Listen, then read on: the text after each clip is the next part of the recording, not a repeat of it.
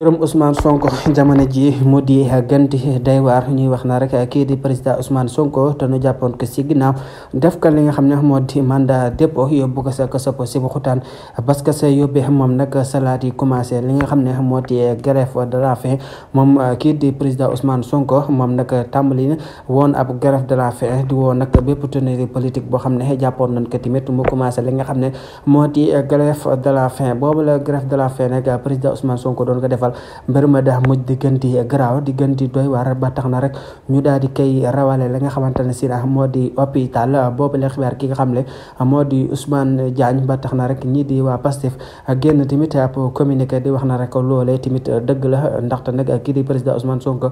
grève de la faim ba mu nekkee woon parce que ça mujj rawale fa nga xam ne moom moo di hôpital ñoom it ña ngay dànkaf du man wax na rek lépp lu ko sa mën a dal rek responsable bi du dul kenn ku dul président Macky Sall moom mi ko rek jaay doole daat koy jàpp tëj ko si kaso bi loolu nag lépp lu ko sa mën a dal du doon kenn ku dul ki nga xam ne moom moo di président Macky Sall lu am rek na xam ne moom rek mooy ki nga xam ne moo di responsable bi moom président Ousmane Sonko ba tey muy wéy di des li nga xamante ne si moo di si kaso bi ba tey ñu wéy tamit di dissoudre li nga xamante ne si tamit moo di ab parti mu doon lu compliqué lu jaaxal ñëpp jamono ji si Sénégal yéen ñi topp saa su ne si sunu chaîne bi di Buzz Total TV ngeen wéy di abonné bu baax di like vidéo yi di partager bu baax a baax yéen ñuy topp saa su ne